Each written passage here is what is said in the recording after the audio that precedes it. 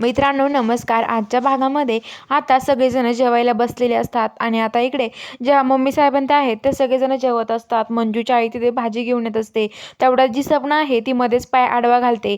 पाय आडवा घातल्यावरती मंजूची आई खाली पडायला लागते आणि भाजी ती सगळी यांच्या अंगावर सांडते मम्मी साहेबांच्या. आणि आता लगेच सगळे म्हणतात की काय केलं तुम्ही हे? मंजूच्या आईला खूप ओरडते आणि म्हणते की मुद्दामून माझ्या अंगावर भाजी सांडली ना तू, असं मम्मी साहेब म्हणतात. तर आता लगेच मंजूची आई म्हणते की अहो मी खरंच मुद्दामून नाही केलं हे. आणि आता ते म्हणतात काय मुद्दामून नाही केलं? आता मी तर बघतोय ना सगळेजण मुद्दामून केलं की नाही केलं. आम्हाला कळतंय, तुम्ही सांगू नका मुद्दामून केलं की नाही केलं. आम्हाला काय कळत नाही का हो? तुम्हाला काय वाटलं आम्हाला कळत नसेल? आम्हाला कळतं. आम्ही याला दिसतंय तुम्ही मुद्दामून केलंय. तर माझा बदला घेण्यासाठी सांडवली असेल. तर आता लगेच ते म्हणतात की नाही अहो खरंच मी तसं काही नव्हतं माझ्या मनामध्ये. तर त्या म्हणतात की हो का? तेवढ्यात मंजू म्हणते थांबा. अहो काय चाललंय तुमचं? मी बघितलं ना माझ्या डोळ्यांनी. सपना बहिणींनी मध्ये पाय आडवा घातला आणि आईला पाडलं, त्याच्यामुळे ती भाजी सांडली आहे. तर आता ते म्हणतात की काय त्यामुळं सांडली का भाजी? काय ग मंजू, काय बोलते तू? तर आता लगेच सत्यवाला येतो आणि म्हणतो की थांबा, बास झालं तुमचं. मी बघितलं ना माझ्या डोळ्यांनी.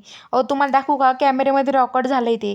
सपना वहिनीने मध्ये पाय आडवा घातला होता म्हणून मंजूची आई पडले. कारण की आज मी हे नवीन घेतलेलं डायनिंग टेबलचं शूट करत होतो आणि त्या शूटिंगमध्ये डायरेक्ट स्पष्ट दिसतंय की ह्या सपना वहिनीने मध्ये पाय आडवा घातलेला. तर आता ते म्हणतात काय? तर सपना घाबरून जाते. ते म्हणते सॉरी सॉरी. तर त्याच्यात भाऊजी माझ्याकडून चूक झाली, मी असं करायला नको होतं. आणि ती लगेच मंजूच्या आईची माफी मागायला लागते. तर आता ते म्हणतात की हो ए बस झाली माफी मागणं तुझं. काय ग कशाला नाटक करते उगाच आता माफी मागण्याचं? असं आता मम्मी साहेबां त्या मंजूच्या आई त्या म्हणतात. सत्य म्हणतो. तर आता लगेच मम्मी साहेब तिथून निघून जातात. तर आता लगेच जो सत्य आहे तो म्हणतो की हे बघा तुम्ही खरंच खूप चुकीचं केलं आहे. आमच्याशी असं का वागलात तुम्ही? काय हो काय वाटलं तुम्हाला सपना वहिनी?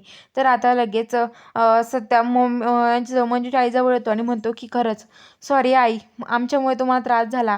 तर ते म्हणतात की नाही नाही हे बघा सत्यजित जावई बापू तर हे बघा सत्यजितराव, हे सगळं तुमच्यामुळे सगळ्यांसमोर आलं आहे की हे सगळं मी नाही केलं मुद्दामून.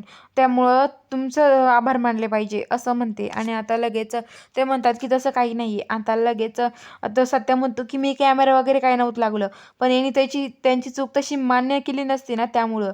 आणि हे बघा सपना वहिनी, हीच तुमची शिक्षा आहे की तुम्ही आता मौन धरायचं असं म्हणतात. आणि सगळे जिकडे तिकडे पांगून जातात. मंजू पण आता पोलीस स्टेशनला येते. आणि इकडे आता ज्या मम्मी साहेब आहेत, मम्मी साहेब ह्या त्या तात्यासाहेबांच्या बायकोला जिथं बांधून ठेवलेलं असतं तिथे येतात. आणि तेवढ्या तिथे एक माणूस ऑर्डर देत असतो मारून टाकायला, संपून टाका असं म्हणत असतो. तिथे मम्मी साहेब येतात आणि म्हणतात काय चालू आहे तुमचं हे सगळं? आणि काय ग तुला काय आठवतं की नाही अजून? तर ती म्हणते की कोण आहात तुम्ही? अहो एका बाईविषयी असं का वागताय तुम्ही? तर आता मम्मी साहेब म्हणतात तरी काय रे हिचं काय ऐकून घेत बसला, मारा नीला. तेवढा तिथे तो एक मुलगा माणूस म्हणतो की मारून टाकायला डायरेक्ट. तर मम्मी साहेब म्हणतात कोण रे तू?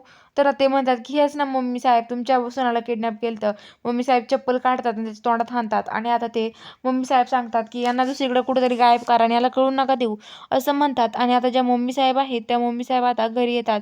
घरी आल्यावरती सपना करत राहते. मम्मी साहेब म्हणतात का काय बोलते तू? तर ते म्हणते की अहो तुम्हाला मम्मी साहेब माहीत नाही का, सत्यजित भाऊजींनी मला मौन पाळायला लावलं, कोणाशी बोलायला नाही लावलेलं. त्यामुळं मी कुणाशी बोलत नाहीये, मी मौन पाळलं आहे.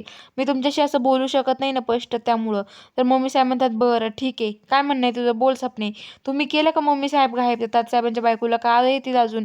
तर की केलंय मी गायब, तू काळजी करू नको असं म्हणतात. तिकडं जी मंजू आहे ती पोलीस स्टेशनला त्या माणसाला अटक करून घेऊन येते. कारण की जिथे अड्ड्यावरती तो माणूस सापडतो त्यामुळे. तर आता लगेच त्याला म्हणतात की याला जेलमध्ये टाकायचं, त्याला हाणते मंजू. बाकीच्यांना हाणायला लावते आणि हाणल्यावरती तो म्हणतो की अहो खरंच मी काही केलं नाही, मी तिथे फक्त उभं होतो. कुठं घेऊन गेलं तात्यासाहेबाच्या बायकोला मला खरंच माहीत नाहीये. किडनॅप करायच्या वेळेस मी तिकडे बाजूला उभं होतो असं म्हणतो. आणि आता तात्यासाहेबांच्या बायकोला तिथून ते माणसं घेऊन जातात.